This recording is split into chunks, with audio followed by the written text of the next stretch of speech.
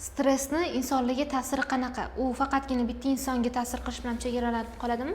Yo'q, shunaqa bir mudhish voqea bo'lgan, stress bilan bog'liq bo'lgan. Ya'ni bu qanaqa? Germaniyada o'sha Airbus 320 mi samolyot adashmasam, adashayotgan bo'lsam uzr, marka bo'yicha aytyapman. Shunda 200 bortida 200 nafar yo'lovchisi bor samolyot qanaqa bo'ladi? Uchishga tayyorgarlik ko'rib, hozirlik ko'rib uchayotgan bir paytda ataylab uchuvchi borib tog'larga borib uradi samolyotda. Buni yaxshilab o'rganib ko'rishsa,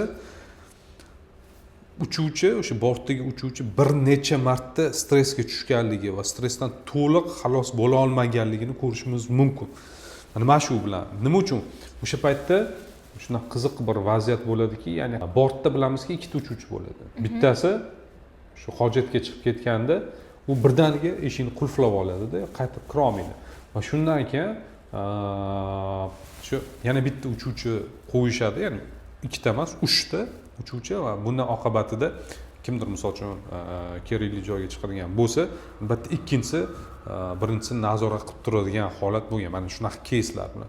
Ya'ni ko'rishimiz mumkinki, bitta stress 200 nafardan ortiq insonning hayotiga zomin bo'ldi.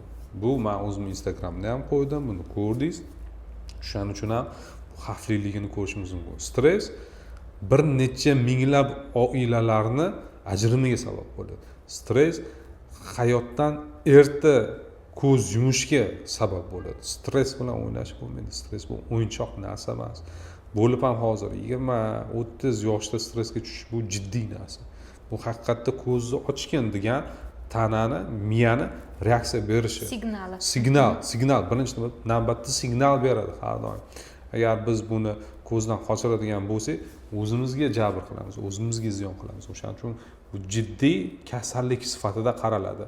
Va birinchi o'rinda turadi desam ham mubolag'a bo'lmaydi, sababi 70% dunyo aholisi stressli bo'lgandan keyin bu ko'rinib turibdi o'zi. Tushunarli. Oxirgi kunlarda meni uchuvchilik mavzusi ko'p qiziqtirayotgani inobatga olgan holda hamma uchuvchida ehtiyot bo'lib yuringlar, ayniqsa stressga bee'tibor bo'lmanglar. Haqiqatda juda ko'p tushadi. Nima uchun?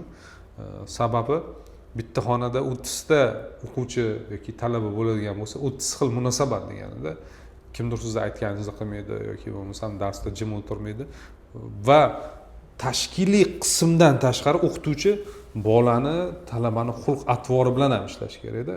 Mana shu ham ozgina noto'g'ri. Yo o'qituvchi tarbiya bilan shug'ullansin, yo ta'lim bilan yoki ta'lim bilan shug'ullansin. Ikkalasi bilan shug'ullanilyaptimi? Demak, albatta insonda stress vujudga kelishni boshlaydi. Bu aniq. Yoki bo'lmasam yaqinda shu Olmazor tumanida ikkita farzandini tashlab yubordi ayol kishi. Kechirasiz, sizga hozir qo'lingizga nina beradigan bo'lsam, tirnog'ingizga mana shu ninani tiqing desam, siz tiqmaysiz. Chunki bu meni jonimni og'ritadi. Joningizni og'ritadi. Bo'lib ham aynan biz o'zbeklarda, bolajon xalqimizda o'zimizdan ko'ra farzandimizni yaxshi ko'ramiz. Lekin nima oqibatida u bolasini tashladi deb o'ylaysiz? Farzandlariga achinmasdan yoki bo'lmasam chaqaloq begona bo'lsa ham siz achinasiz yoki qancha mana insonlar achindi. Nimani oqibatida? Kechirib qo'yibsiz, stress bo'ldi. Stress mana bu yerda klinik holatga o'tib bo'lgan. Tanaga reaksiya beryapti o'sha. Tana bo'ldi, o'sha tana men ko'tara olmayman degan. Buni oqibatida yoki bo'lmasa yana bitta dolzarb muammo. Qaynanasini go'shtidan manti qilish.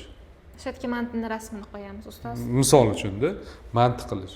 Kechib qo'yibsiz u men hali eshitmagandim bunaqa mudhish muammo. Sizga savol, nimani oqibatida bo'lishi mumkin bu?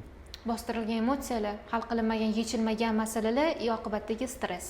Bostirilgan emotsiya bor agressiyaga aylanadi. Psixoanalizda tanatos deydi buni nomini. Ya'ni tanatos shunaqa o'lim instinkti. Boshqaga ziyon yetkazmaguncha odam qo'pol qilib aytganda mazza qila olmaydi. Boshqaga ziyon yetkazdimi, u mazza qilishni boshlaydi. Bu boshqa holat. Keyinchalik biz gaplashamiz. Nimani oqibatida shu men tasavvur qilaman, mayli go'shtdan, qaynana go'shtini mantiq to'g'ri bo'rttirib olgan bo'lishi mumkin yoki bo'lmasam insonga zarar yetkazish uchun u просто так bo'lmaydida u necha yilda yig'ilgan bu stress porox bochkaga o'xshab portladi yoki bo'lmasam ko'p eshitasiz ertalab hammasi yaxshi edi munosabatlar yaxshi kechga borib baqir chaqir bo'lib ketadi nimani oqibatida stress oqibatida uydan kulib chiqib ketgandilar kech payt o'zlarini osib qo'yibdilar stress oqibati har bitta stressni oqibatida ya'ni chidamlilik yo'qolishi boshlaydi insonda tana уже bunga javob bera olmaydi to'g'ri boshida javob berib lekin bu surunkali bo'ladigan bo'lsa javob bera olmay qoladi tana ustoz stress masalasida obunachilarga aniqlik kiritib bermoqchi edim sizni fikringizcha tadqiqotlaringizga ko'ra stress sizni faoliyatingiz davomida erkaklarda ko'proq uchraganmi yoki ayollardami hop bu stress shaxs tanlamaydi erkak yoki ayol tanlamaydi ketaveradi hatto yosh bolalarda ham hatto hayvonlarda ham stress bo'ladi lekin murojaatlar soni bo'yicha agar sal son o'zgartiradigan bo'lsa murojaatlar soni bo'yicha ayollar ko'proq murojaat qiladi chunki emotsional holati barqarorlashgandan keyin ular shundan qutulishni xohlaydi bu yaxshi erkaklarda ham bo'lgan lekin ko'proq 10tadan misol uchun aytaylik 6ta 7ta ayol kishi murojaat qiladi stressiv vaziyatda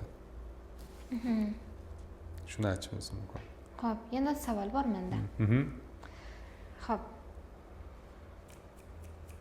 erkaklardagi stressning asosiy sabablari nima ayollardagi stressning asosiy sabablar omillari nima erkaklardagi stress asosiy sabablari bu shaxslararo munosabatdagi nomutanosiblik shaxslararo munosabatdagi nomutanosiblik deganda demak u inson nima qilishi mumkin ota ona farzand ayoli bilan bir vaqtni o'zida yaxshi munosabatga kirishga harakat qiladi yoki bo'lmasam hammaga har xil munosabat qilgandan keyin ham inson stressga tushishni boshlaydida buni eng yaxshi yechimi pozitiv munosabat o'rnatish kerak pozitiv munosabat degani turmush o'rtog'i bilan ham farzandi bilan ham ota onasi bilan ham aka ukalari do'stlari bilan ham pozitiv munosabat o'rnatsa ya'ni faqat oilasiga qanaqadir qattiqqo'llik bilan